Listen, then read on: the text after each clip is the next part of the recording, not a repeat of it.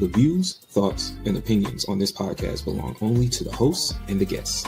They don't necessarily reflect any organization or sponsors connected to us. We aim to keep things accurate, but everything you hear is shared for information, conversation, and entertainment. We're going to dive into good laughs, tough talks, and that genuine feel that you came for. So get comfortable, relax into the vibe, and let the moment unfold. This is Keep It Clean. Lock in. Because if that means it changes now, get you off yourself. And then two, you change it now. Is this needed? Is it accessible? Does it change up everything? What's your thoughts? So there's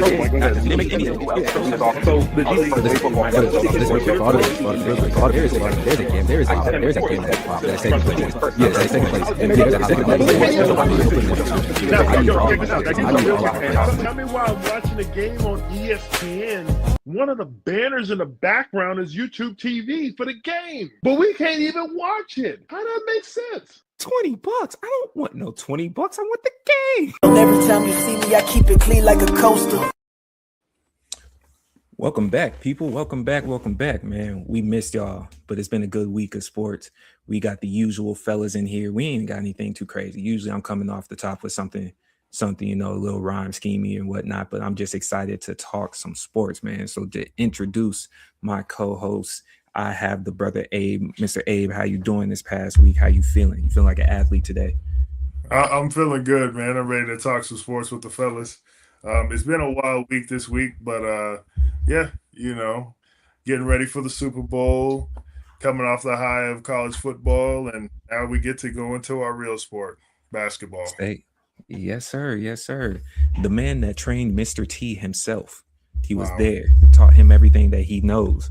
Brother Jamel, how does it go today? You know, after Clubber Lane's victory over Rocky, I retired from training. But I always look good. Now I feel good, and I'm ready to talk good. There you go. Say less. Okay, so I got a question for y'all. Usually we do highlights and buzzers of the week. I just want you to see this video I'm about to play. Give me your athletic trainer advice. See if that worked for you. We've all been athletes before. So Prim is here, just to let y'all know. He was asked, this is Tyrone Matthew. Y'all familiar with him. He was asked, has anyone ever had to pee for him before? Because, you know, athletes get drug tested. Just going to play his answer right quick. All the time. Man, listen to me, bro. I done tried everything in the books. You know, I've used other people's urine. You know, they got the fake penises. You know, I remember one time, I'll tell you a funny story. It's not funny. I could have died, but like a couple tests before I realized it was going to kick me out of school. Mm-hmm. I'm sitting in a circle and I'm on Google trying to figure out, man, how the fuck I pass this test? Right. Like these folks keep threatening me, right? You know, right. And I'm just scrolling. And I come across some shit that said, man, just put some bleach in the top, in the top, you know, the top, put the bleach, put a little bleach in the top and put it in your Coca-Cola. And so I did that. And I'm like, yo, what the fuck? Like, it felt like my whole insides was just like erupting. You know what I'm saying? I ended up throwing that shit up. And I was at that point, I'm like, man, fuck it. I done ran out of tricks. Right. I don't know.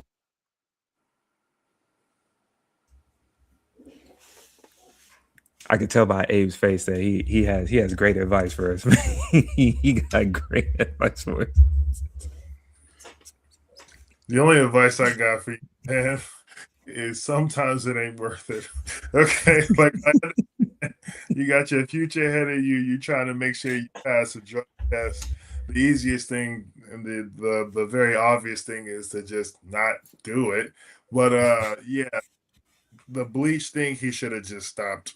There's no way you go and just continue on through that. Wow, I'm actually speechless. Nothing in my mind would tell me to swallow some bleach. I don't care if you dilute it in Coke. That is still like a very hazardous chemical that they even have like a big X on in front of your face whenever you pick it up from the grocery store. So yeah, Jamel, you got to take this one, bro. I have nothing. You know what? I can't even defend. I'm over here like, well, maybe the acid from the Coke diluted some of the poisons in the bleach. But that makes zero sense. I can't even defend him, man. I would like to. I like the honey badger, but you know what, Ray? That's you got that right. Okay. That right there. All right, so you know the craziest part about all this, because this just hit my timeline maybe about 30 minutes ago. Like I was preparing for the show, Yeah. and it slid by. And I do want to. I'll preface with this. I think we can at least start the process of understanding. It's like, okay, you're a high-profile athlete. You probably got money on the line, Yeah. scholarship, whatever. He in school. Okay, we They're get it. trying to kick him out. Then there's the piece right there that it might just be a comma, but if I'm considering drinking bleach, I think I might just take the L. I think I might just take the L. And the funny part that you said, Abe, when you're saying it's like, you know, you might dilute it with Coca-Cola, the craziest part is you might not be diluting it because we all seen the videos on Coca-Cola. And you might just spice it up a little more. Who knows? Coca-Cola has been shown to clean the pipes in your toilets. You might not have needed bleach. You could have just drank a Coke. you know that build up on your battery in the car? What do they tell you to get it rid of with? Come on. Coca-Cola and bleach, man. On top of it? Yeah. Before that story came out, I would have sued whoever wrote that online.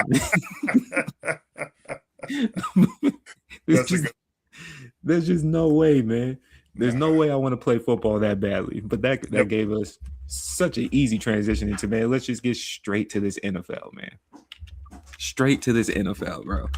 We had 2 playoff games over the weekend. We gonna go ahead and start off with Abe. Abe was right. He picked both teams. Abe picked both teams. Shout out to him. So we had the Patriots and Broncos, which provided us exactly what Ray said. Nothing but defense. It was so boring. Even the commentators were like, this was exactly the game we knew it was going to be. Like, no one had expectations for this game to be actually fun. I thought it was a good game until the second half. And then I thought it was an awesome game. Because I'm a Chicago Bears guy, you know, Soldier Field. I love weather like that. So, and I'm old. What does the weather got to do with the game being terrible, Jamel? The game wasn't terrible until the snow came. When the snow came, that's when there was no scoring. Nothing went on. The wind picked up. It's you versus the other team, also versus the elements. Yeah. So I love games like those. I'm gonna be sad when they put domes over everything. It's gonna make me really sad. I hear you.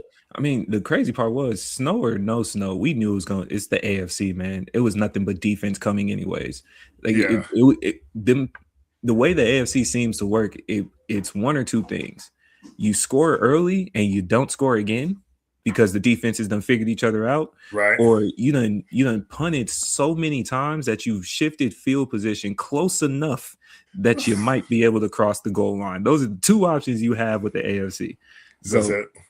I think snow, no snow, we could have saw the green field that we saw when the game started all the way through. What we saw in the first half, that was it. Yep. I agree. Were y'all impressed with the gameplay? Obviously the backup quarterback made a huge difference in drives where they had something going, because they had excellent field position. At least Denver did a few times in that second half. And I know that went crazy and everything too. You got a backup QB. From what y'all saw, how did you feel about the game? You think the Patriots were ready? You think they ready for what's coming? Was it an impressive win? Did Drake May, get kudos? How do y'all feel about the game? Go ahead, Jamal. I think Jarrett Stidham.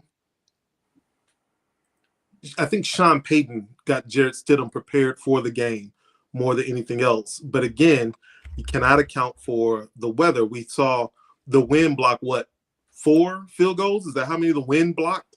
And that last interception he threw, the wind caught that before Christian Gonzalez did. That's the reason why it fell so short. It just got caught up in the wind. But again, I'm old school. I grew up watching football in the 80s, the early 90s. I like a defensive struggle back and forth. I like the elements involved. I do think they were as prepared. Because, outside of the elevation, New England has the same weather Denver has. It's just the elevation. So outside of that, I think that they were as prepared as you could be. I do think it may have been a different story if Bo Nix was in there. He's more mobile. He's more accurate. I don't think that they would have gone deep as many times. But I enjoyed the game. I just like football. I enjoyed that game. Yeah. And to your point, it was a game, right? It was new content, another game for us to watch for the season. I'm down with that. The play calling wasn't that great though. When you talk to Sean Payton, so I'm down with like talking about the elements and giving a little excuse there. But as far as the play calling goes, there is no excuse. There was times where Sean Payton should have took the field goal, and I understand it was a little hard, but he didn't because he wanted to go for the full gambit. And this was a game of the defenses. So we're watching both defenses hold the line the way they were the entire game. Why do you think that just because you're on the 20-yard line, you're going to get access to the end zone now?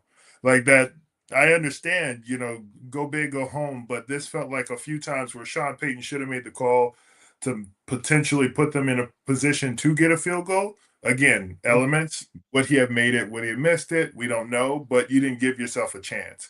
So while you're, hoping Stidham gets it done, your backup quarterback who hasn't touched the field since 2022, you're putting yourself in a real tough position. So I don't know if there's a right or wrong answer in this, but I know the play calling definitely needed some help. I thought of a rule change during the game. I think if snow starts to come down like that, you should make the team wearing white change to a different jersey, dog. Because you out here hoping the way that snow started coming down, man. How you go full camouflage in this game by God's design, bro? Because there was a couple of interceptions. Like you do have to acknowledge what Jamel said too, in the aspect of the wind intercepted it before the player did. Because I can only imagine. Not only that, but then you didn't even see dude. You asked him, what are you throwing to, man? You can't even see buddy as they're moving around. But I'm with you too, Sean Payton, they kind of dropped the ball offensively, which is surprising considering, I don't know if it was just the comfortability, but we watched him with the Saints. And you had a way to make the offense move. You did have Drew Brees. I understand that. But they treated, to me, after that first drive, when they went out there and tried to punch him in the mouth, the second drive didn't go the way they wanted it to go. And they looked shook from that point on. He went from, okay, I'm supposed to believe in you. This is the playoffs. It's do or die. Show us what you're made of, to, don't mess up. And those are two different styles of play. Two very different styles of play, man. And you can't keep somebody like Vrabel in the game long enough to figure out you scary. You scary, because you saw them. They started sending the Hawks after him all through the third quarter. They was just blitz after blitz after blitz. Cortland Sutton drop pass, blitz after blitz. Cortland Sutton another drop pass. Oh no, Harvey in the background. I was like, damn it, it just kept happening, bro. I don't know if Bo Nix makes that much of a difference other than ball security. Right. Genuinely. So I think to Jamel's point too, real quick, I was just gonna say to your point is like whenever there is the elements that you have to fight, like the snow flurry that was coming down, that shortens the field a lot. So those 30-yard passes that you used to get off are now very dangerous, as we saw. So you have to now throw 8-10-yard routes, which we all know if I load the box, that doesn't give you enough time to take a couple steps back and to release that thing. So unless you're starting in the shotgun position, which still you need 2 to 3 seconds, and unfortunately, the battle of the defenses, New England can get in the backfield within 3 seconds, and so can the Denver Broncos. So I think it showed a lot that when the elements came into play, like Jamel said, it shortens the field and you put you in a lot of like tough positions. And Bo Nix is he's more of an athlete than Stidham is. So instead of taking some of the hits that Stidham took. And mind you, Stidham showed that he has some athleticism. He took off and ran a couple times, but he's not as fast or as elusive as Bo Nix. So I think a couple of those interceptions with better decision making, Bo Nix probably would have brought the ball down and took off and ran, and he would have gotten more yards. But it's hard to beat Mother Nature. Whether you're home or on the road, it's hard to beat Mother Nature. Yeah. That looked like the type of cold. Every time somebody started moving, I just kind of grabbed my hamstring, bro. That's what the type of cold looked like on that TV, man. And every time somebody got hit, I was trying to explain to the ladies, man, I don't think people genuinely, unless you've done it, really understand how painful it is to get hit in that cold. And then you got especially even with snow, it may be a little bit slower than when rain is directly hitting, but once the jersey starts to soak with the water and that nice icy element, and you become a pseudo icicle as you move, and then one crack to the ribs, it gets so cold. The shoulder pads, they have these little layers. They don't even separate no more. They just like this together with ice in between, man. No. And not just that, man. You brought up Cortland Sutton dropping passes. It's so much harder, and I think everyone knows that. It's that much more difficult to catch a pass in the cold. I remember when I played in high school, we didn't wear gloves, So we're trying to catch, again, from Gary, Indiana. It's fucking cold up there, trying to catch passes. You catching acne bricks. Man, please. You know what I'm saying? Them joints hurt, man. It's just a missile coming at your paws, man. I don't know, Jamel, though. I might have a little push. I understand the defensive struggle.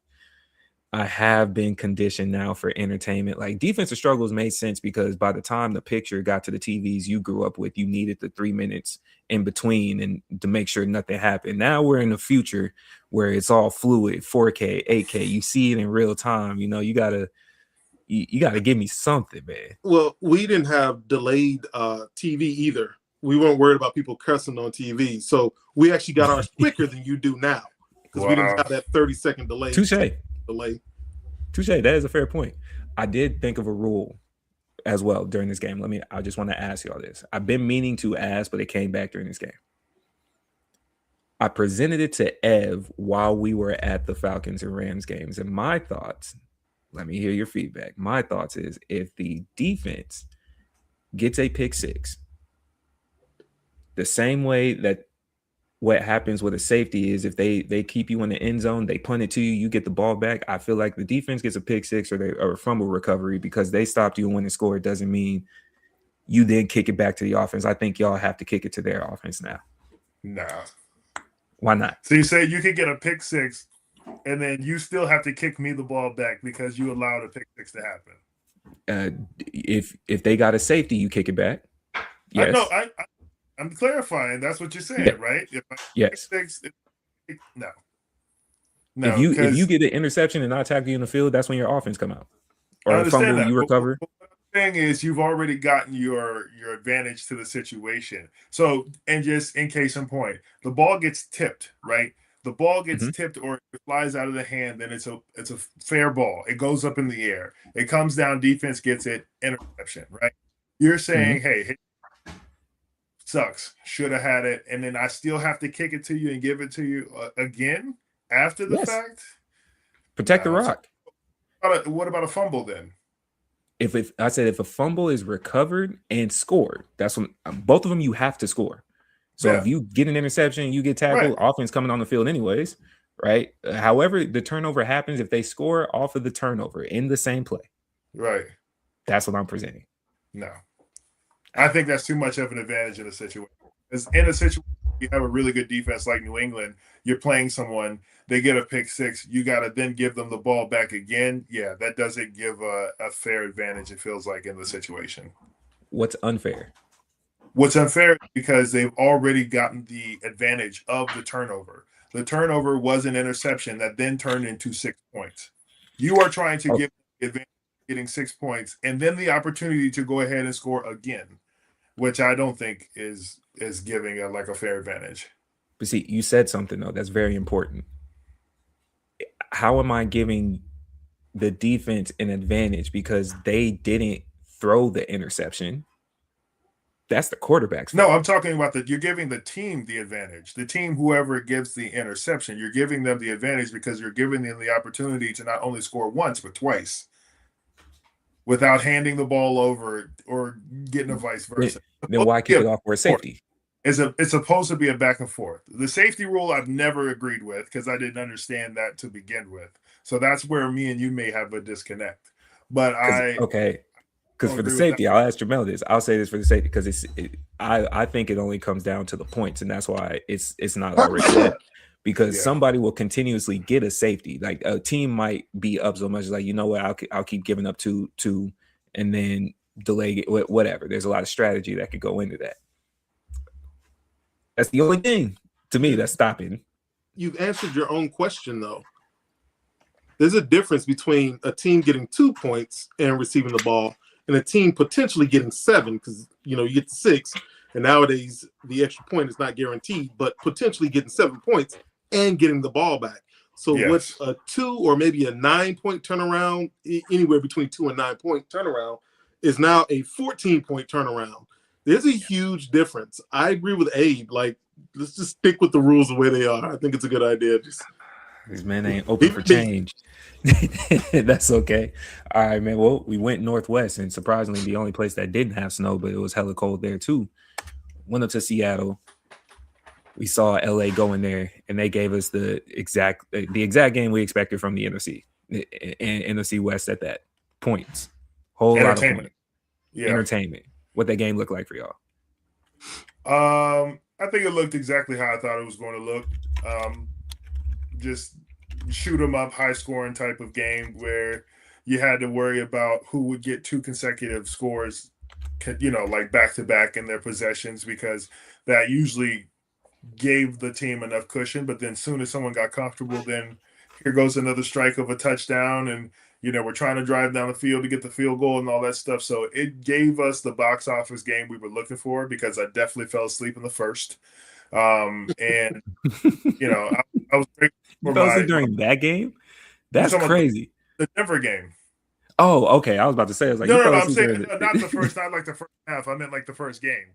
I definitely fell asleep and woke up to like the press conference, but no, I'm just kidding. It wasn't that bad, but I definitely fell asleep for a part of that game. And this one, I was glued to the TV, and it was everything that we paid for. And it was just like, I just wish we could just do a couple more overtimes so this game could last as long as it could. But it was exactly what we thought it was going to be. Sam Darnold, I know you don't want to do this, David, but you're going to have to give some props up at some point, man. All right? Like, it's not like he went out there and he threw for 113 yards. Like, he got the team where they needed to be, and it was a pretty good stat line. He got the team. I'm saying he did his job. I know you don't want to give him props. He got the team. No, I hear you. I'll let Jamel go first. In the Super Bowl, and he's still not going to give him no props. But it is what it is, bro. He got the – okay. I'm here. You go ahead, Jamel. If it was Tom Brady, we'd be saying Tom did it. But if it's somebody else. Hey, this is me. I don't talk like that. I don't talk like that. You got to give it up at some point. So, I think Sam Darnold played better than I expected. His first game against the Rams, he had 4 interceptions, I believe. The second game, he had 2 interceptions. This game, 0. I didn't expect him to play this well, and I was pleasantly surprised. I've always been a Sam Darnold apologist ever since I saw him, and I want to say it was Joe Burrow's rookie season where the Jets played the Bengals, and he lit the game up. I was like, wow, that dude's really good. And the Jets just think. So that smell perforated off of him. And you go to Carolina, and he actually played well the last couple of games in Carolina. But then he goes to San Francisco and gets that tutelage from Shanahan. Dude takes off. He takes off. I mean, he's hyper athletic. Like, if you've never seen Sam Darnold run, that dude can move. Oh, yeah. I was hoping to see this throughout the entire season, but he showcased that arm. I'm happy it wasn't a blowout. Yeah. I don't feel bad for Matt Stafford. He's already got 1 chip. This might be a redemption tour for Sam Darnold. And I actually hope they win. I am so nothing is Drake May. Drake May is one of my favorite quarterbacks in the league. But I am sick and tired of New England, man. Tom Brady took all the New England out of me. We're not over that yet. We still that hangover is still not done yet. It's not. It's not. So I'm rooting for Sam Darnold. But yeah, it was as much as I like defense, and I did like the New England Denver game. I really liked the LA Seattle game. Really liked it. I mean, and to your point as well with Sam, like when you look at him and Matthew Stafford's numbers, they're basically identical from the game. He had a better pass than Stafford did, but he literally the stats look identical. So I mean, he had an amazing game as a quarterback for the team. It's not like I said, it's not like he's threw 113 yards and the defense scored a couple touchdowns. This man threw 3 tutties and 346 yards on 25 to 36 passing. That's a great day for anybody. I'm gonna start off with, how do you think Smith felt? Because I tried to explain this to the people, man. My pops and I was talking about it, and we were sitting with my mom, and she was like, "I can't believe he dropped it." And I was like, "Mom, let me tell you this. You've watched the movie Jason, right? Now imagine a bunch of on fast speed just surrounding you as you're staring at the sky and can't see it coming. That's what it feels like, bro. Like, don't get me wrong, you are a professional. You are supposed to catch that. Like, I don't know how often that happens other than it's kind of freezing up in the moment where your legs just lock up and you fall back because it's you every coach we've been there. Every coach gonna tell you that's why you keep your knees crouched, right? Whatever, so you could got it. But buddy, when you just hear the drum roll of footsteps, like when y'all know them fellas. Y'all been to school with them where the ones that would run and make the noise when they sprint. You know that type of. And the faster they go, the faster that sounds. When you hear that breathing too, because I think sometimes it gets missed that despite the noise that's coming from the stands, whether you on the court, whether you on the field, wherever, it's almost like the noise permeates, but it's also like this awkward silence that only us on that respective court know. And boy, he heard every single one of them. So the only reason why you know it is because he's that close. Close. That's why you're scared. And because the whole time I'm looking, I was like, why didn't you just call a fair catch? Like, what? He froze. Like why didn't you call it? And it was like he thought about it. It was too late. All that. So then, now once we get to the fourth quarter, it's not a gripe. It just looked very weird. Was that a catch? What is a catch? Got to bring it all the way down. That's all we've ever really been told or taught. So either it is or it isn't. And ever since Calvin Johnson, you got to get up on your feet with the ball in your hands. Right. And that was the thing with the game shouldn't have came down to that, but it was a very, very pivotal third down, right?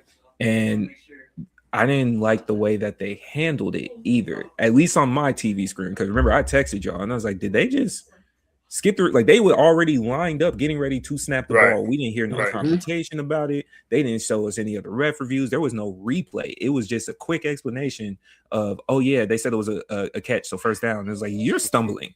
I don't like your stutters. It sounds like you lied to me, and that changes everything because just the week before we're arguing whether or not that was an interception. And I don't know what a catch is anymore other than the Calvin Johnson rule. I need to see you firmly grasp it, hold it out. Somebody should be able to slap your arm 5 times. You still hold the ball, and now we're going to call it a catch. What is the rule? I don't know, right? It's not consistent. Yeah. So we got the Patriots, we got the Seahawks in the Super Bowl. I will go first. I think this is about to be a mud stomping. Personally, I do. I think the Seahawks are going to go nuts on the Patriots. I don't believe that the Patriots offense can keep up with what Seattle has especially if Seattle gets a stop first. That's me. That's what I think will happen. I don't know if it's going to be a mud stomping. I do think it'll be a higher scoring game. Again, we talk about the NFC being better offensively, the AFC being better defensively, but Drake may drop points on people. Granted, they did have, was it the weakest schedule? Is that what they had? Yeah. They played the Jets twice. They played Miami twice. You're going to pile up points. But Drake May is talented. Dude can throw. He can run. There's not much he can't do. His receiving core isn't the best, but he spreads the ball around. They catch the ball, and that's what matters. Two good running backs, not great, but both of them are good. Stevenson and the rookie, I can't think of his name. So I think it's, I could see the score being, 35-30? Okay. You got some faith in the offense, that's for sure. I do. Okay. I mean, for me, like I've been saying the last couple of, like, the Seahawks just look dangerous. It's on both sides of the field. It's the offense and the defense that's making this team very scary. If they catch any type of win and Kenneth Walker gets to have his way in the backfield like he kind of did last game, it's gonna be a tough one. I definitely still have the Seahawks winning it. I think we're either about to see the best of Drake May or the worst. Yet in between, anywhere in there. I think this is like a 113 type of game, or it's going to be a 350-yard kind of game. And there's no in between for me on him. But with what you said, Jamel, his legs, he does know how to extend the play. He does know how to get the first down. The most rushing yards for a QB this season. So if we're looking at it from that perspective, I think he's going to get busy and do what he has to do to keep his team in the game. However, I think the Seahawks win. So y'all two had the Seahawks. I had the Patriots. Crazy. Okay. Crazy. Who's living in the common past? sense? If I went by just pure athleticism, or not athleticism, if I just went by pure sports knowledge, I would be picking the Seahawks too. I would. But I also believe in conspiracies, and that's making me lean towards the Patriots because I don't know, man.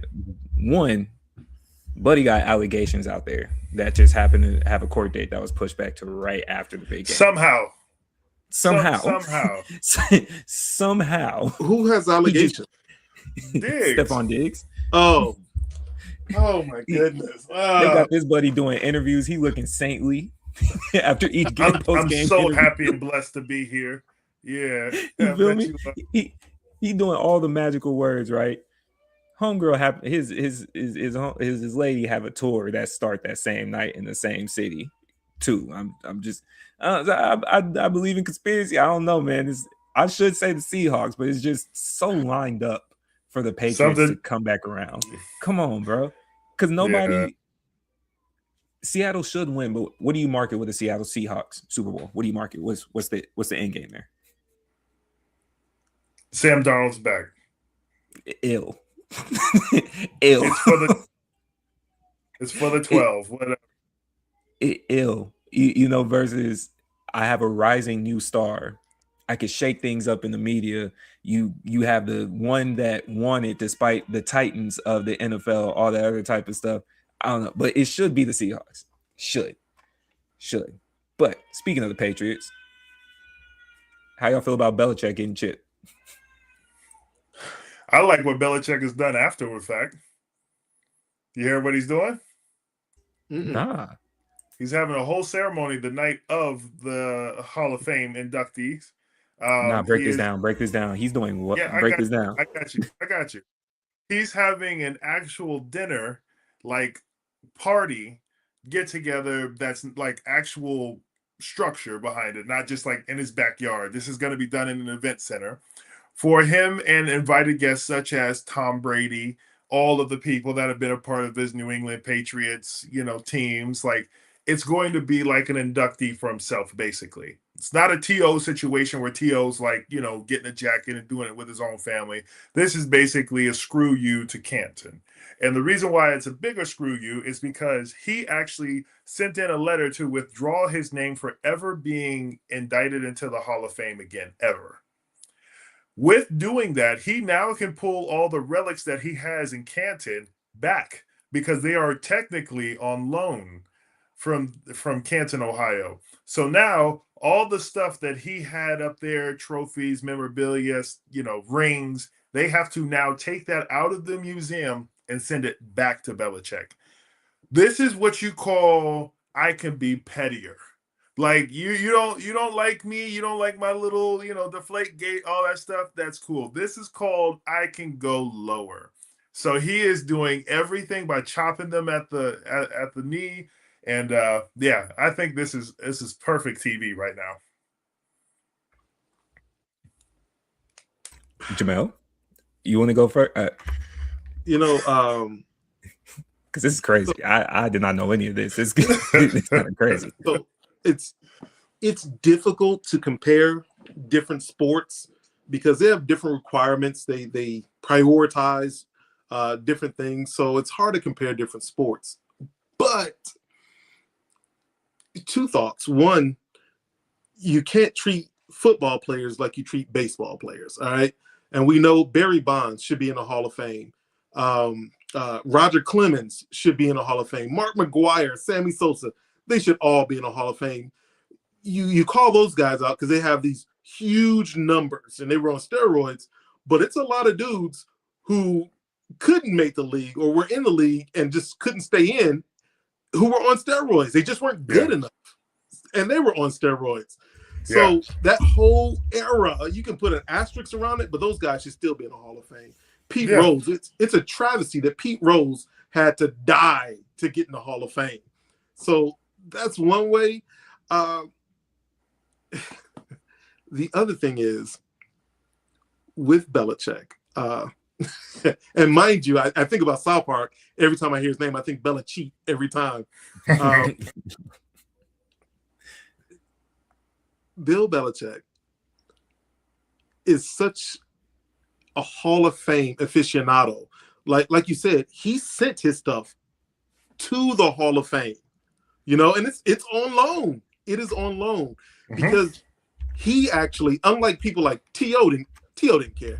Like deep down inside he cared, but a certain part of him was like, oh, I'm T.O. And the fact that he wasn't the first ballot and he's like number 2 in the majority of your stats. No one's going to top Jerry Rice. He's the GOAT of receivers for sure. But T.O.'s number 2 in a lot of different categories, and he wasn't the first ballot Hall of Famer because they didn't like him. Yeah. I feel like Bill Belichick's got the same problem. Deflategate and Spygate and everything else, but they just didn't like Bill Belichick.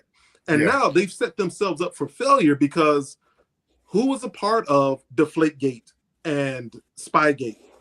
Tom Brady. So are you telling me Tom Brady won't get in first ballot? Is that what you're telling me? There's a chance they may be telling you that. That's a crazy take. Because what would you give him? A pass because he went to Tampa? Bob Kraft. You get a pass? No. I mean, Belichick's in college right now. He should have got a pass if that's the case. But Bob Kraft is the owner of the team. Yeah. He has a chance to go in now. Yeah, he was supposed to go in with Belichick. Yes. So now what? Does Kraft not get in this time? Yeah. Are they going to punish everybody on the team? Belichick's trying to make this a joke. He's basically saying, if you're not letting me in, then this is all a joke. This what's the criteria really based off of? Because this is a joke. That's not on. You think that's on Belichick though? That's on the. No, it's not on Belichick. I'm saying that's what he's saying to Canton. He's saying, no. Stuff like this is an absolute joke. No, I think it's the other way around. I'm thinking Canton saying that to us. This is a joke. if we don't take Bill Belichick in the first round, man, you can associate whatever cheating methods you do. I don't know many dynasties in sports that didn't have some type of allegations, type of allegations from fans that just weren't happy to see them win like that. Talk right? about it. And so if we're at that point and it's like, look, man, if they didn't do it or there weren't any consequences of it, then you got to let it go. If they suffered the consequences, you can argue whether you felt like it should have been more or not. At the end of the day, I only know of 3 teams that stopped them. 3. And they all happen to be in the NFC East. Everybody else had a problem with this team somehow, some way, right? So to just go pure pettiness and drive home the point with no sports factuality behind it.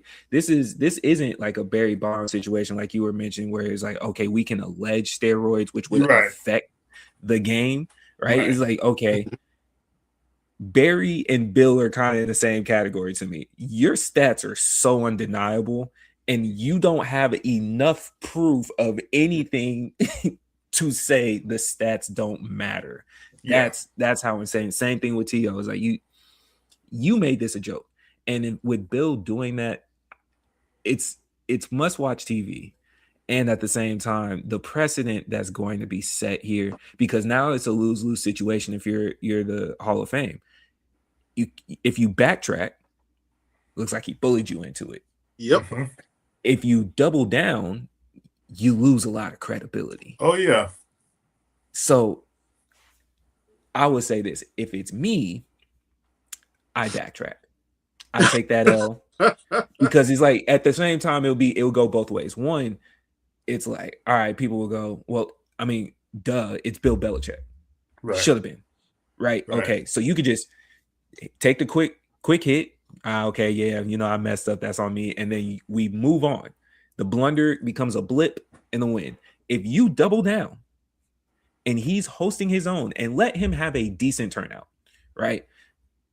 Based on what I'm hearing, allegedly he's single now. You know what type of look that's going to be. Robert Kraft, they coming out and he going to host a whole party in the midst of this. Tom showing up. You got the single boys back in action. You know what that's going to look like. Bro, you know what type of party that's going to be. Yeah, they're going to buy out another massage parlor. There you go. Boom. Not only that, then he going to give them all the gear that he's taking back from the Hall of Fame to wear. Tease me with it. Like, what are we doing? David, you said he's single? They broke up? He and his granddaughter, they're no longer together? Allegedly. I don't know. My mom was telling me this, that they had it in the news. She only watches the news. I'm going off of a third party source. So I said allegedly, bro. Okay. Allegedly. Now, in all seriousness, though, if they do that, which is dumb too, because all the memorabilia and all the Hall of Fames is loaned material unless otherwise contractually stated. So him taking his clothes back isn't even a petty move. It's like, y'all were petty first. You initiated the breakup. How you mad at me? It's still petty, but it's just it's warranted. You can see the side from where he's coming from. It's petty either way. But so if your ex come to your house after you broke up with her, was like, give me back my hoodies, they petty? They petty? What I was going to ask you different things, ask you a question of is, if you do backtrack, you let Belichick in, do you kick someone out that you voted in, or do you just add him? Yes. Take the L. If I'm taking the L, I'm just taking the whole L. Yes. Hey, bro, we real sorry about this, but we're going to have to let Bill in. We'll see you next year. We got you. Don't worry. You're an automatic bid in for next year, but you barely got in with one this year, and we messed up with Bill. We're going to have to let this one run. That's the call we got. Yeah, I'm going to start the call the same way Ali Sadiq starts his specials. Hey. Hey. That's good.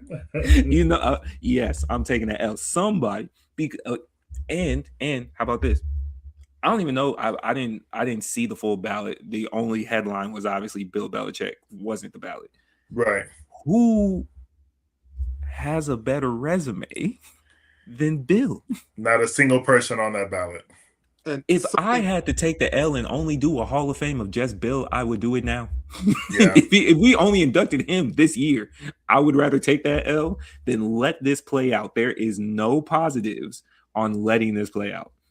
Something I found out they only put one coach in a year. I didn't know that. One coach a year. So if Belichick didn't make it this year, so that means more than likely he'll be in next year. More, especially after all this, he'll probably be in next year. But that means Marty Schottenheimer with 200 regular season wins, 8th all time. Tom Coughlin, one of the guys who beat New England twice in their dynasty. Yeah.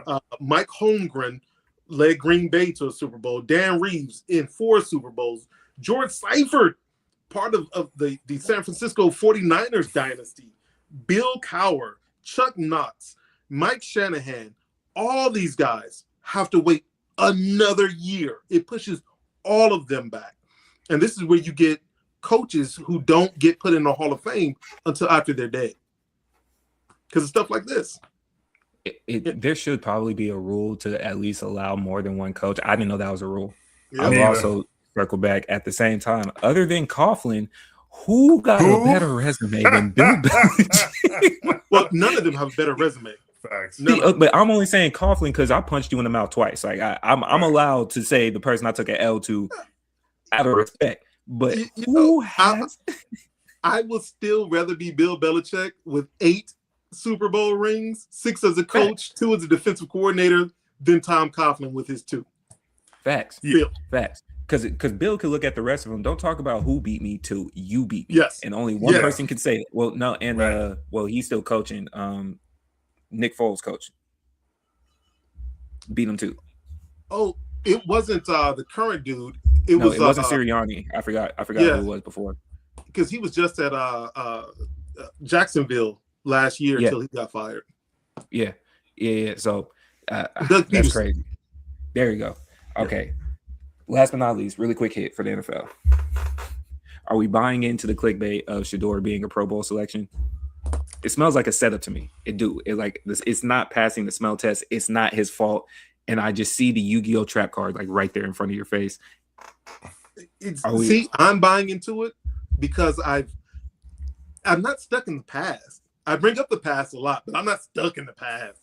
And I realize the Pro Bowl is no longer who's the best players. It's no longer like that. The Pro Bowl is now who's the most entertaining, who gets the most likes on Instagram, because Instagram, social media affects the NFL. It affects sports. These athletes are also influencers.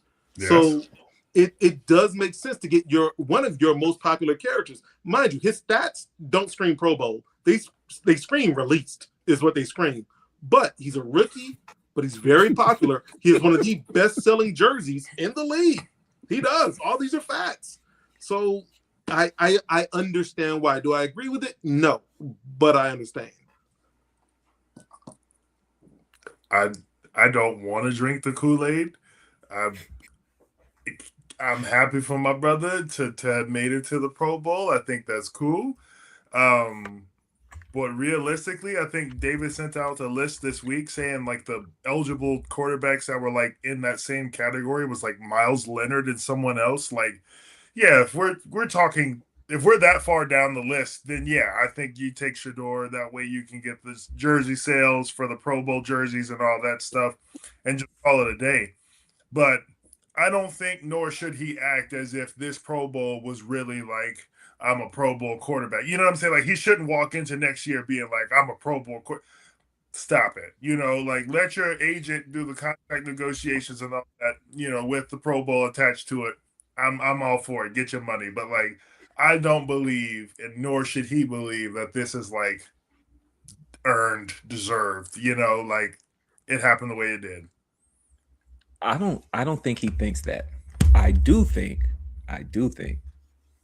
you missed on an opportunity to gain some crazy kudo points and kill him with kindness. If he would have just did a quick statement, or if he still has the opportunity to, but it's a little bit later. If he would have came back and just said, hey, I really appreciate the offer, but I don't think I deserved it. I'm sure that there's somebody else that, you know, possibly deserves that game. You couldn't have said nothing to the boy. It would have been so hard for them to then try to hate on him in the media. They would have tried, but it would have looked egregious. It would have looked egregious, and you would have got so many cool. Like, you don't have to. At the same time, though, I didn't select me. Somebody else didn't, you know, wasn't able to do it. I understand the process. I understand it, Jamel. That's what I'm.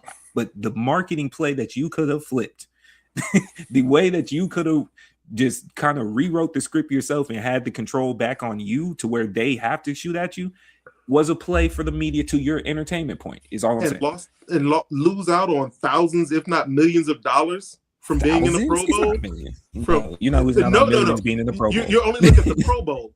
I'm telling you, he's an influencer also. He's promoting cars, clothes, toys, dolls, jerseys. He's making millions. He probably makes more off the field than he makes on the field. Oh, he does. So yes, he would miss out on thousands, if not millions of dollars. And how many 21, 22, 23-year-olds are going to turn that down? Pro Bowl? So I got a counter. And touchdowns? Yeah, I'll be there. Counter just for that. Two things. One, he's already very famous. You know the type of commercial to the opposite effect. He don't play the game. You know Nike's airing the commercial. Nike gonna give him the bag just to be like, look at this humbling humility. Just do it. Whatever, right? Flip that. And while he's 21, 22, I understand that. Not every 21, 22-year-old has Prime as an advisor in their corner. So to have his dad be the marketing guy that he already was kind of gives that advice, because I understand the on-field thing, but he has a lot of the things. I'm only saying this for specifically Shedeur. I would not say this for any of the other rookies. He can play that card. Like highest jersey, like you said, already being sold, especially amongst the rookies. You gonna be the highest sold jersey with or without the Pro Bowl. And do you know what going to the Pro Bowl does? If your popularity is at a 90, yes, it gives you more attention. It pushes it to 100. And he may have Prime as an advisor, but do you know what every team provides, especially their rookies? Advisors on what to eat, where to spend your money, what to do. Financial advisors, hell yeah. Life advisors, they provide these to all the players. You get that advice. So it's not like, he's got Prime telling him what to do. Cool, the team provides people with advisors. And just because Prime played football doesn't mean that someone whose dad is a banker can't give them better advice. Whose dad is an agent can't give them better advice. So having Prime, it's great to have him in your corner, but these other players get the same thing. It's just Shedeur is Shedeur. I wouldn't turn it down disagree with you. Sanders. I don't disagree with you on paper. I can understand Shedeur being like, I saw how y'all handle me this year. I don't trust your advisors. You got to build some credibility with me before I trust your advisors. Like a $2 whore for a hot minute. You know what I'm saying? It's like, before I just buy into your word, you gotta, you know. The only thing I gotta say is Nike, come on with it. Like, let's not play with this. I know you know what it is, and it's still an opportunity. So let's please not play around with this. Let's go ahead and get that t-shirt. I think you and I both know a shoe is coming. You know a shoe is coming. You know a shoe. Potts had one. You know the Shedeur's are. I need a Dion with Shedeur's symbol on it. Like I need that, to come on out because I don't even wear Dion. I know you was there during this time too. You was wearing them. Come on, you Absolutely. Bring them. Come on. You know a shoe is coming. Yeah. As a matter of fact, whatever shoe my mother could afford outside of British Knights, she refused to buy British Knights for obvious reasons. But any other shoe, if she could afford it, she got it. Absolutely. See, okay. That was it. Nothing over the top. But we finally back, man. We gave y'all a warm up last week. We threw y'all a little 5-7 minutes. Here you go. What do we do, Jamel, after we get done working out? Just take a couple warm-up jumpers just to show it's like riding a bike, right? For you it was. I was like, I look like a T-Rex. I can barely lift my arms. And Lord knows with my knees, I'm not jumping at all. So everything's a set shot now. I just had to find the groove. I am Kyle Korver with a 2-inch vert. Wow, that's who Kyle Korver was. He didn't have a vert either. Yep, I just hide in the corner somewhere. Yep. We back to the NBA talks, man. I think we got an easy way to get into this. We got 2 potential options to start off with. Y'all want to go All-Star game selections, or y'all want to go trade rumors? Trade. Fair. Get to the stuff that's important. I respect I'm you. I'm with the mess. I'm with the mess. You know what I mean? Get to the stuff that actually means something, because y'all don't treat the All-Star game like you care about it anyways, right? Like, y'all don't even care about these dances. You're not gonna really play for real, right? You know. So, I want him on my team. Like, what are we doing, bro? Like, stop. They made it so lame. Oh Man, my god. And don't act like y'all weren't scared of the 4-peat from Matt Mclung. I see what happened. He had to put out a statement talking about, I won't be there. You know I won't be there because you can't beat him. Okay, trade rumors. Well, I mean, the biggest one. We start small. I mean, we'll go big. This is what we're here for. Fair. Giannis. What else is there to talk about? Giannis is the big topic right now. We got a couple teams that are in the running. We always know when it comes to these type of trades, a random team can come from anywhere. But the real problem with this situation is before the February 5th deadline, there's only a few teams that have a very strong package that they can send their way. We always have talked about this, and we all know that if OKC decides to hit the red button at any point in time, they have the best package, bar none. They have the young talent. They have all of your picks plus the ones in your back pocket that you're trying to hide, Jamel. Okay, and they could go get a trade in a situation if they feel like it, if they want to bring a third team in. You like him over there? Cool. Here's 2 first-rounders to go get him. They literally have whatever you want. But OKC has a great structured team. The only problem that's coming up, though, is Jalen Williams, the good one, is no, I was playing. No diss to the other. You know who I'm talking about. Jalen Williams, his contract is now not going to be a rookie contract next year. So now you have to look at the situation and look at the table and go, do we run it back with Jay, or do we go get Giannis and then take his contract? Because we all know Jalen got a supermax. And so if you go give him a max or a super max, and then you could be potentially paying Giannis to do that, why not get Giannis? Does he fit within your system? Does he fit within the team? We don't know all the answers to the question. We asked all these when KD went to Golden State. It turned out just fine over there. So there's a lot of moving pieces here. I heard the Spurs were looking and then they weren't. You've got Golden State who's looking, but people ain't really sold on Kuminga.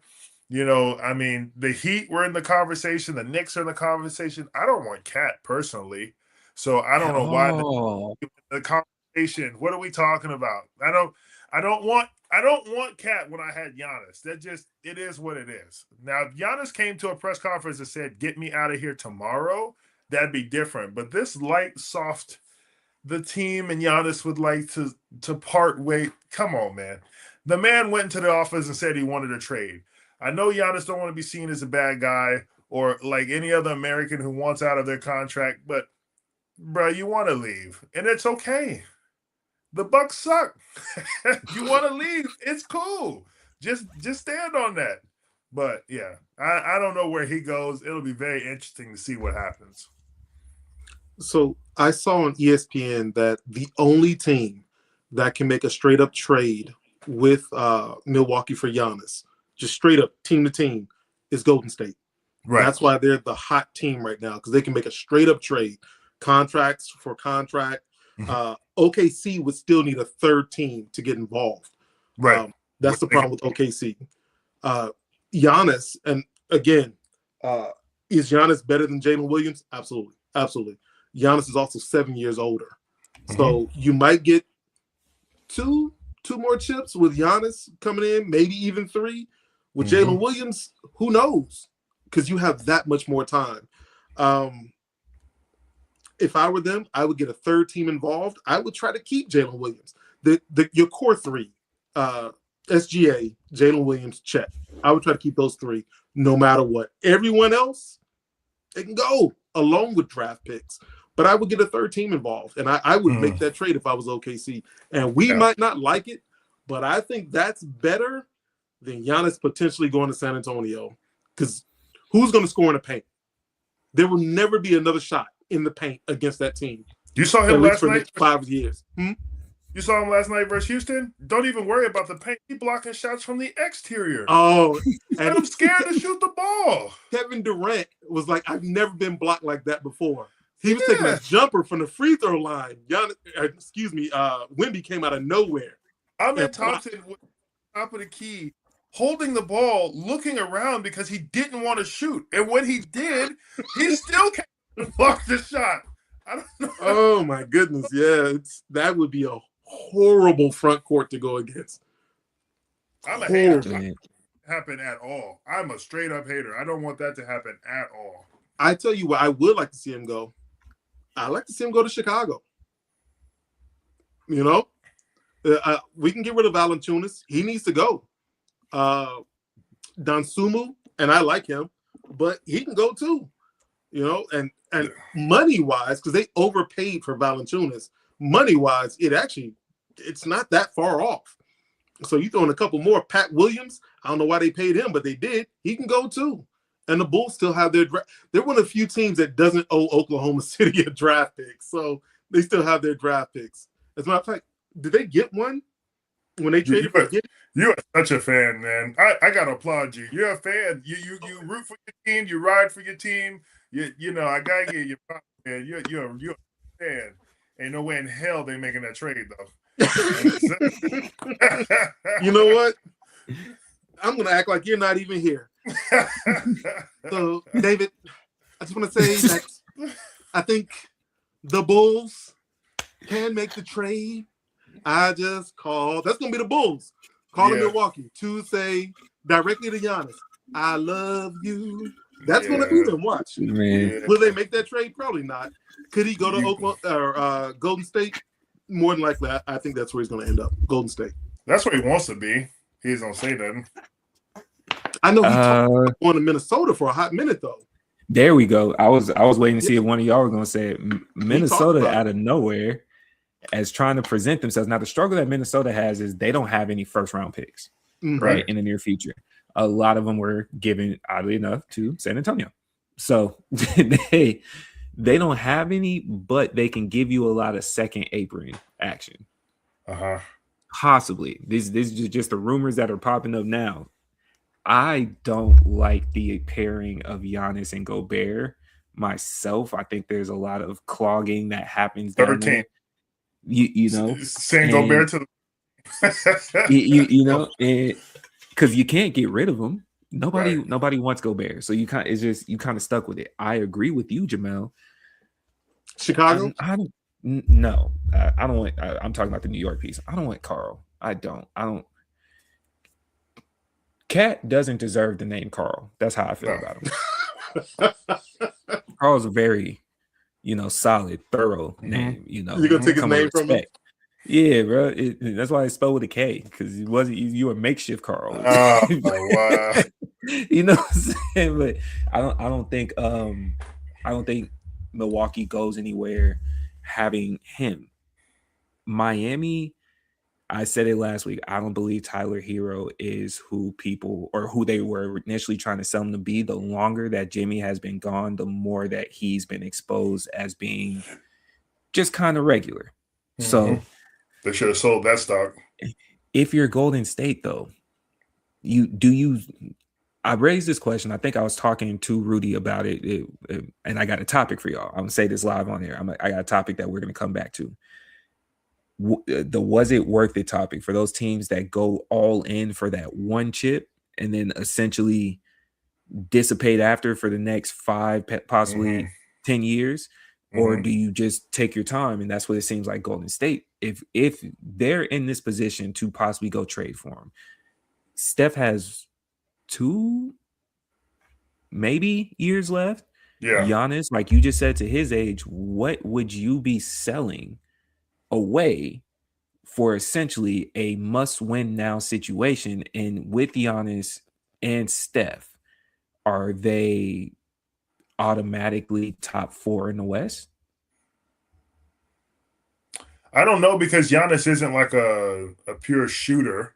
He's just your back to the rim, defensive presence at the rim. Like, I don't know if they're an automatic lock for the top 4. It does put Steph in a spicy conversation for playoffs, though, because it is going to depend on matchups and all that kind of moving forward. Sidebar: did y'all see Anthony Edwards like whisper over to Steph, like, "Hey, over here"? Let's come win a chip with me and Rudy. As soon as he said Rudy name, he bust out laughing at the free throw line. Yeah. It's not even just like among us. It's a joke to everyone. Like even Steph is sitting there like, how dare you bring Rudy into this conversation?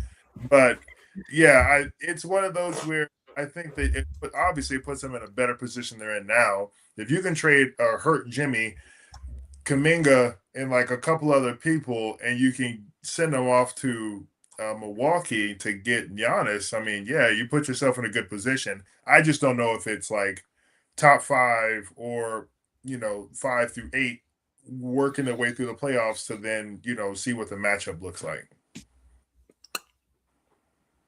Jamel? I think because of how Golden State plays, I think you can fit just about any player who's willing to share the ball into their system. If you're willing to share the ball, you'll fit. I think that's where D'Angelo Russell ran into problems. Outside of wanting to be the star and Draymond's fist, I think that's where Jordan Poole ran into problems. Giannis is willing to pass the ball. He doesn't mind sharing. Yeah. So I think he would fit into their system. And everyone on their team, because you think Draymond is going to clog the hole. He won't. Is he a great three-point shooter? No. Will he shoot the three? Absolutely. Horford, is he a great three-point shooter, especially not at this stage in his career? No. But does he shoot the three? Yes. I forgot the young guy's name, Post, their other center. Again, and he is a good three-point shooter. Yeah. So you will have space. They can still play their space and pace ball. Pace and space basketball, former basketball. So they will have space. I think it would work out well with Giannis there. I think it would actually work out well in Golden State. Now, not getting off topic, but bringing up Ant, he's got to be the funniest dude in the league. Because when he spoke to Kevin Durant when they played Houston, he was like, bro, I thought you were coming to Minnesota. And Kevin Durant talking about, nah, it's too cold up there. He said, well, I'll get your ass some lotion. And he got it lotion. Yeah. Yo, he goes in on everybody. I love Anthony Edwards, man. That dude's hilarious. But he wants to build something up there. And I think even though he may say it jokingly to some players, I think deep down inside he means it. Hey, get your ass up here to Minnesota. We can build something. But oh yeah, he for sure getting the tampering fine. Oh yeah, he for sure getting the tampering fine. But you know, players can't tamper. Yeah. Remember, that's how you got that whole mess down there in Miami, because during the Olympics, LeBron, Bosh, Wade, they all spoke to each other and they decided, let's play together. They just didn't know what team to play on. That was the only in the middle of the court, man. You know they're gonna try and I don't think Ant's gonna be able to do anything until Rudy finally leaves, bro. Ant might just be stuck. Ant might have to kick his way out of Minnesota. No. Good luck. No. He'd have to be finger gesturing like a boy to get up out of there, because they hella high water. He stayed. if Rudy was in Golden State again, he would fit in fine. You have a team full of shooters. The lane is not clogged up. Team full of shooters. His rebound stats would go up. His defensive stats would go up because there's space. There is space. He would fit in fine with that team. But on Minnesota, man, Randall, and I like Randall, but he'll shoot the three, but he likes to go back to the ball. He wants to bully people. And then Rudy's right there with his defender, you know, so he clogs the lane for them. Don't get him, please. Sir? Don't get him started on Randall, please. I'm not. I like Julius Randle. I don't think he should have been traded, but I like him. And when we talk about that is it good to trade one player or trade players for that one great player to get you the championship? Well, look at the Lakers now. They traded Hart, Randall, Ball, Clarkson. Ingram. Like, they traded a whole group of young players to bring Anthony Davis in. They won their one championship. And they've been. What are the rest of them guys doing in the league right now? We got exactly what we were supposed to get out of that. We got a championship. But that Are turned you into gonna get any? You probably get Luka. Like, what are you talking about? I understand that you're talking about a lot for one player and one chip. That we went in for because that's exactly what we wanted, and that's exactly what we got. And then we ended up turning that around to get one of the greatest young people to play the game. And no more championships. No more championships. Okay. That's okay. Rudy said no, we did. No, we didn't. To who? Is this to Abe's point or to Jamel's point, Rudy? But I'm saying, like, to that point, though, we got what we wanted out of that situation. There were plenty of other teams, like the Boston Celtics, when they traded to get the big three. They got one chip out of that. Well, they went to the finals twice. Yeah, but they got one chip out of that. They did. So they're traded and everything else. And you only got... they didn't trade for one player, though. No, they didn't. They traded for a few players. But what I'm saying is they still shipping all them boys over to the Brooklyn Nets whenever the time was over, and they only got one chip out of it. They didn't have for what 10 years after that? What it comes down to, would you leverage your youth for if I one have Stephen championship? Curry at 38 years old, the answer to that question is yes. Because my window for opportunity is shrinking dramatically. So if I'm Golden State and I love him the way I say I love him, and I want to do whatever I can to keep him competitive on my floor, you do whatever. You for sale, you for sale, you for sale. Anybody is up for sale so we can get him to where he needs to be. Period. Okay. So you don't feel a little off with the Lakers, the state of the Lakers today? It doesn't. You're not that like. Was the question I was going to ask. Whenever I look at the rings and I see the banners up in the stadium, well, you only got one from that trade. You only got one from that trade. Okay, to add on to the rest of the banners that are up there, Jamel. Sorry you're not used to winning like this, but let me show you how it looks. Whenever you have banners up here, you know, the league, you know, they do their thing. They have some other teams win. But the thing about it is we will be back like we always are and pull another one. And then when we do, hang another banner up with the rest of them. And you're right. I don't know what championships look like because, I mean, Jordan didn't get a 6, and we could have had 8. I mean, it's been a minute. You're right. You're right. I don't know what championships It's been a minute, though, right? I mean, my Blackhawks didn't win 4, but I don't know what championships look like. I mean, my Cubs won, but I don't know what they look like. You asked me about the state of the Lakers now. You asked me about the state now. I'm just addressing what you said, Abe. I kind of know what they look like a little bit. You're not going to talk over me here. You asked me about I'm not talking over you, sir. And how I felt about yes, you are. You talked about the state of the Lakers, how I feel about it now. I feel great because I got one more up with the rest of them. Come on now. The Lakers had all the chips, and we just had those with Kobe. We had them with Shaq. We had them with Gasol. We've had so many championships in the last 25 years. You haven't even sniffed being in that situation. And you had one of the great point guards of Derrick Rose. So you're absolutely right. And when we had one of the greatest point guards, who else was in the East? And in prime LeBron James. And in his prime, LeBron. Hey, Toronto had to trade. They had to trade their best player to bring in another player to win a championship. Stack up them excuses. Like we didn't have to play this. Hey, sir, I'm just stating facts. I am just stating facts. That we had to go through. All of them got Molly. Who did y'all go through? To when you won your championship, who did they beat? Miami, whose center is Bam. Their center is smaller than LA's small forward, who was LeBron championship James. That you want to bring up, and that's perfectly fine. Hey, I just asked a question. The bubble basketball was some of the best basketball it seemed because it was just pure basketball. It was high scoring game. Everybody shooting from half court. So I don't want to hear that junk about how it was like.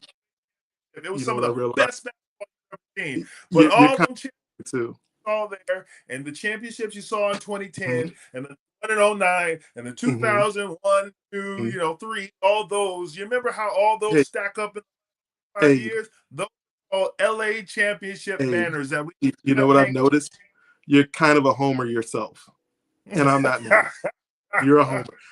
No one was talking about that. We were talking about trades. Abe goes straight to the championship. I don't have to win another rest of my life. I'm Shaq. I'm Shaq talking to Trump. I'm Shaq You talking to for sure Charles, let talking about, Jamel. hey, shut up. We got 4 rings over here. What you got? Yeah, it's Well, that. I'm just saying. Abe definitely hit you with the okie doke, by the way. I'm just saying, Abe. You know, when you look at it, we played against LeBron in his prime. You Right. played with LeBron. So answer this question real quick, Abe, because you went back to 2009, 2010. LeBron came to us, Abe, right? Abe, You do that, right? LeBron came to Abe, us, right? Answer this question. Rudy is going crazy on you in the comments. Abe. Who's a better player? Is it Derrick Rose, great point guard, great, not one of the greatest of all time, despite what you think, great point guard though. Is he better than Kobe? Who? Derrick Rose? Yes. No. So you talking about, well, we got one in 2009 and we got one in 2010. You got one of the greatest point guards of all time.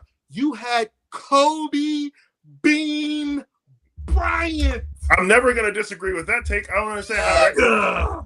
Are we serious? Okay. Like, if players are attracted to LA, and it's not just for sports, it's for the extracurriculars. You have Hollywood right there. They want to go to LA. Who wants to deal with You're just proving my that point. Chicago winter? What No, it's the extracurriculars. It's got nothing to do with your team. It's got nothing to do with that. It's the extracurriculars. Right. It's Hey, about man, the I just want to point something out real quick.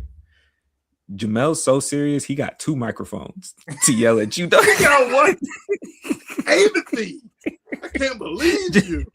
Jamel's so locked in, he got 2 microphones because Abe on that bullshit. He ain't hearing me. Hey, man, listen. Abe a bully, man. Hey, man. Because he's bigger and younger and probably stronger than me, that he can bully me.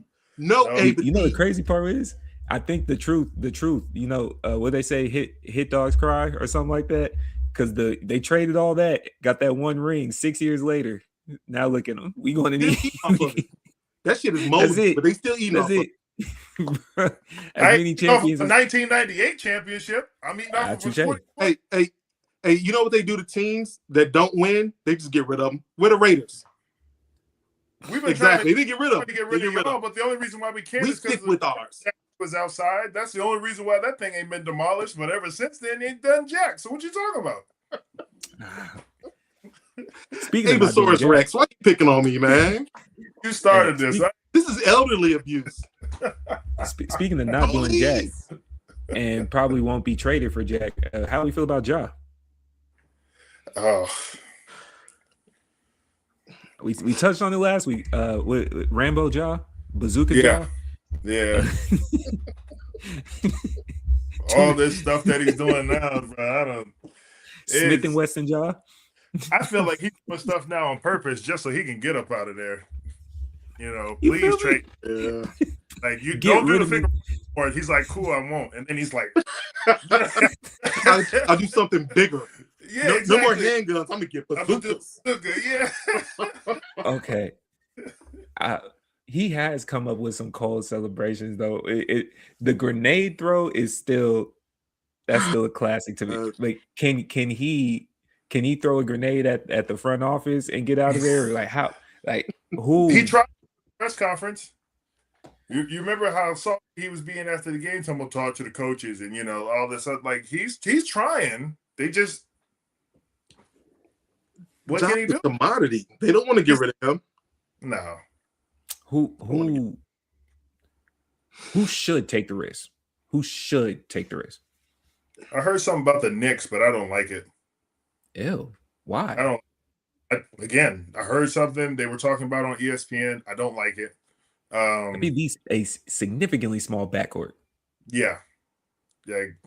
That's smaller than Dame and CJ. That's a small backcourt, man. Yeah. And you're putting 2 point guards together because Ja doesn't shoot well enough. And to your point, Ray, he's not big enough to be a 2 guard. So you're putting 2 point guards together in the backcourt. Neither one of them. Have Ja come off the bench. You're a sick man. You said have him come off the bench. You're a sick man. Ja, you think the bazooka's bad? He'll roll in there with a tank. Boom, bro. get me out of here. What? Ja will go from being Ja Morant to Gilbert Arenas. Really Bringing him quick. for real. He's gonna bring real guns. He's gonna bring the real ones. Listen, the intrusive thoughts won. I apologize. My bad. Random, but I do think Orlando needs to make a splash because they're right there. And I don't know who, but it seems like all that talent is not clicking the way that it's supposed to. They should be, at least on paper, dominant in the East, at least top five. I'm not gonna say number one. They have had a lot of injuries, but you kind of got to figure it out. When your best player goes down and then he comes back, and then your second best player goes down, it's hard, man. You can feel him. You can plug and play as much as you want to, but at the end of the day, if they're not that, there's a reason why they're coming off the bench. Yeah. They're not starting. So it's hard to win when you have your two best players get injured. Jalen Suggs was wearing a headband around his neck. Trade everything, bro. I don't want to hear injuries. This man was wearing a headband around his neck. Don't tell me about no injuries. And he got the Homer Simpson going on. So he was wearing one, and he had one on his neck that took up his whole neck. I'm like, yeah, it's time to just put him in a body cast because yeah, send him to the gulags, bro. Yeah. Like, I don't want to hear about no injuries. Yeah. You got you wearing a headband on his neck. Gulag, no weapon. Come on, that was real. That's the real thing. That was the worst thing that I've seen on the basketball court. You remember when they came since them headbands that had like it was like the 3-part headbands that like Joe Budden and all of them was wearing back in the early 2000s. That's the worst thing I've seen since then, bro. Is it even worse than the like the Karate Kid headbands, the one you tie and they kind of hang loose?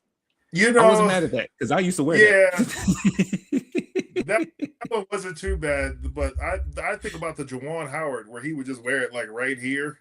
Remember his head like that for Dallas. He didn't put it nowhere near his forehead. Everything was sitting way back here on the side of his head somewhere. So it's rough. Right, you're not gonna say nothing to Abe? You're not gonna talk about his age? Brother brought up Juwan Howard. Juwan Howard was still hooping when we was watching. Grew up watching. First of all, you also have to remember Juwan Howard didn't retire for like 20 years himself either. Remember, he was on that Miami team just down there collecting checks. His warm-ups never got warm. No. You talking about Michigan? I'm talking. Was it Juwan Howard? No, it's not Juwan Howard. It was Juwan Howard. No. Play for Dallas. Oh, Josh no. Howard. I know what you're talking about. The dark skin. Josh Howard. Yeah, Josh. Okay, yeah. My fault. That's me. I was thinking about Josh, not Fab Five. Juwan Howard did wear his like that when he's with Washington with the Bullets. Okay. Yep. Yeah. I'm thinking about Josh Howard because I was watching him play with the Mavericks and he had his doggone junk up here, and I was like, "What are we even doing? Take it off! Like you don't even have the headband on. Like what are we doing?" Well, I'm telling you, the ones who tied theirs onto their head actually tied a knot. Like I think they were called ninja headbands. Yeah. It was damn near a do-rag. All you had to do was just pull it over the top. You wearing a do-rag at that point. Like, what are we doing out there on the court, man? And headbands haven't been the same since they banned Ben Wallace in Chicago. It hasn't been the same since Chicago hated on Ben Wallace. Wallace. Who's saying that? Chicago. No, that's a lie. Ben Wallace played in Chicago. Why would they hate on him? Because they didn't let him wear his signature headband. Stop. We started playing 2K because of around the year that Ben Wallace wore the headband on the cover, and y'all stopped him, and y'all haven't been winners since. I hope you accept that in your soul. Cut it out. Get out of here. First of all, we paid Ben Wallace. He was past his prime at that point, and he still got paid. So Chicago loves Ben Wallace, not as much as Detroit. It's just a bad business decision. I don't know what you want us to do there. So you paid Ben Wallace not for him to be himself? That's what you're saying? We paid for Detroit Ben Wallace, and we got a different version. That's all. It happens. Yeah. It happens all the time. You paid for Anthony Davis to play every game. He said, I did. I'm watching those Mavericks, and I'm pretty glad that we traded his behind, to be honest with you. To get what? Dalton Connect demanding a trade right now? That's how minute we want to go? Like, what are we doing? You did all that to have Rich Paul telling y'all that y'all should trade Austin Reeves? Rich Paul, good in that's LA. got to be some type Just of say tampering that. for Rich Paul. For real, though. Like, that's got to be some type of tampering. This man is literally in the back office while they're making them conversations. He can't come out and be like, here's a trade and this is how I would structure it so the money lines up. What? Shut up. According to Rich Paul, y'all go get Ja, though. No. According to Rich Paul, y'all are open for Ja. We got enough issues as it is, bro. The last thing we need is this right here up in the game. I'm okay. Ja Morant and Luka Doncic is must-see TV as far as I'm concerned. No defense whatsoever. Like, y'all are sacrificing any formation of defense to get that to happen. But entertainment-wise, very. I give them about a year before one of them tries to do the Dennis Schroeder to the other. I'm waiting on what you foresaw or was trying to, quote that Jokic comes over and hangs out with your boy, because that's all I'm waiting on at this point. Because Ray Stradamus, Ray Stradamus, bro. Jokic is going to play with Luka. I'm okay with that. Jokic is going to play with Luka, man. Okay. So basically, it's going to be that European All-Star team. Yes, that's fine. As long as it's in LA, I'm fine. Yes.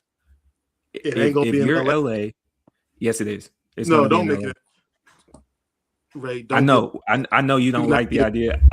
I know the rest of the league will hate it. It will look like the Yankees and the Dodgers. We know, but there's a strong chance that Luka just extends his contract, convinces Jokic, his homie, to slide out to sunny California. Hey, the altitude better, the weather better, the women better. But Jokic don't care about any of that. Jokic wants to get back to the horses are better. Ain't no horses in LA. All right? He wants to deal with horses. The only horses that you'll find in California are the ones in Hollywood, and they're fake, rocking horses. Look, dude. And Jokic will be at every fake horse race. Right. Wow. If Jokic goes to the Lakers, you will have to record 2 podcasts separately and then superimpose me and Abe together, because I couldn't do it with him. I couldn't. So you would have to take. You'd have to just mute my mic and everything you talk to me about and put them together. No, it's fine. I'll be here. You just have to mute my mic so I can't talk, but I'm gonna sit here and smile the whole episode. And we would have to mute his picture so I can't see his smile. So, with that being said, you would have to record. I'll just send you a photo of myself. That way, I just pop up on your phone so you see me. Blocked. Hey, bro, this was wild. Hold on. It's a cholo with a horse in LA. What? You said ain't no horse. Oh my God. There's a few of them. Ain't no horses in LA. Horsepower in your trucks, maybe, but ain't no horses in LA. Are there any? Is there anybody else that's really? Okay. If I guess since we talking trades, Anthony Davis is worth a conversation. How you gonna have a chicken wing and be up for conversation? I just don't understand that. I just don't get it. Rich Paul said he up for conversation.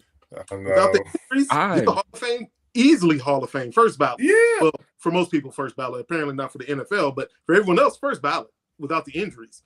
With the injuries, there's some question marks there. There's not if an injury; it's when the injury. Because it's going to happen. So that's the only unfortunate part about doing business with Anthony, is that you can get a 2020 season or you can get a 2025 season, and there's no telling. I want someone to defend me like Rich Paul defends his clients. I do. Man. I do. Isn't that why you got married?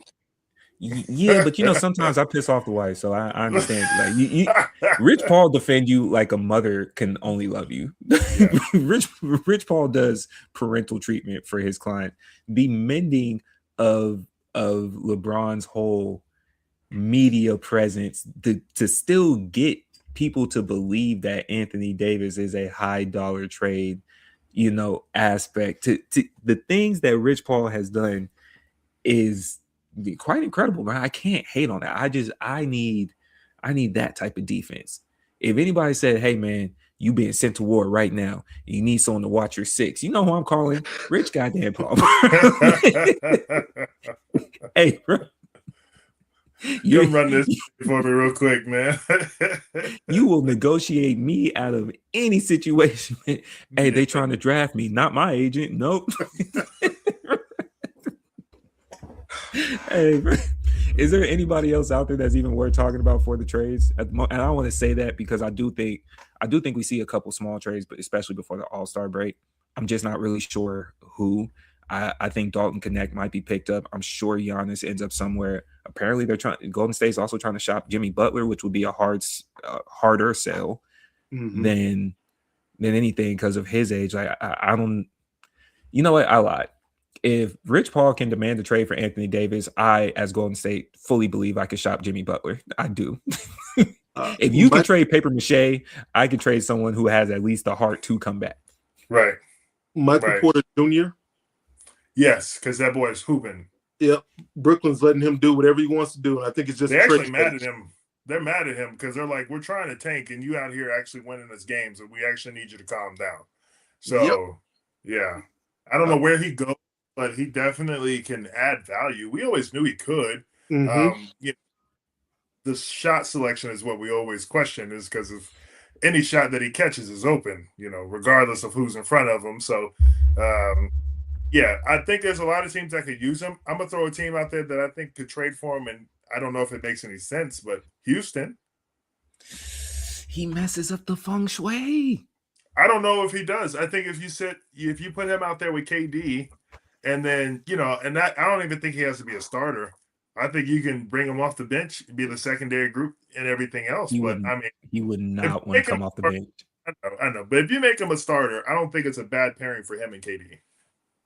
I think it's a bad pairing for Amen and Şengün, though. I don't. Yeah, the way that they flow, right, and the way that they've been willing to give each other the rock. Give does not exist unless it means give him more shot attempts in Michael Porter Jr.'s world. To his credit, while his shot attempts are up because he's on a bad team, his assists are also up. Across the board, every stat is up with him. Even his field goal percentage and three-point percentage. Everything is up. It's him, though.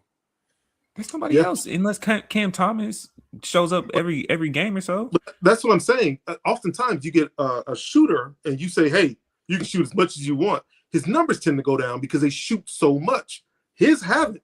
And that's, I mean. But the problem, I think the problem is no one told him he could shoot every shot that he wants, and he still goes out there and he does it. And that's the fight that Denver was because Denver was like, hey, these are clearly shots that you shouldn't have took. And he was like, any shot is open. And you're like, what? Well, when you're a 6'10" small forward, everything's open. I mean, ask Kevin Durant. When you're 7 feet, you know, everything's open unless Wemby's playing against you. I'm not mad at him. I think he does have a good shot that he can shoot anytime that he wants. It's just whenever you see those miss, and then he makes one, now he's feeling himself, and now it's back to jacking it back up. I would rather have him have more of a, like, shot selection pullback. How often has he played that way in Brooklyn? He has a need to in Brooklyn, though. But that's what I'm saying. His stats, everything is up. His field goal percentage, everything is up. The only people upset, because you do have a point, management, because, hey, we don't want to win. We want to tank. Right. And Cam Thomas. Yeah. Because he wants to shoot every shot. He wants to be the player you're talking about. Right. Where he just green light, go for it. Cam Thomas only averages, what was it, 1.2 assists? Mind you, dude's only like 6'3", 6'4". He should be a point guard. Yeah. But his assist numbers are atrocious. He ain't passing, Jack.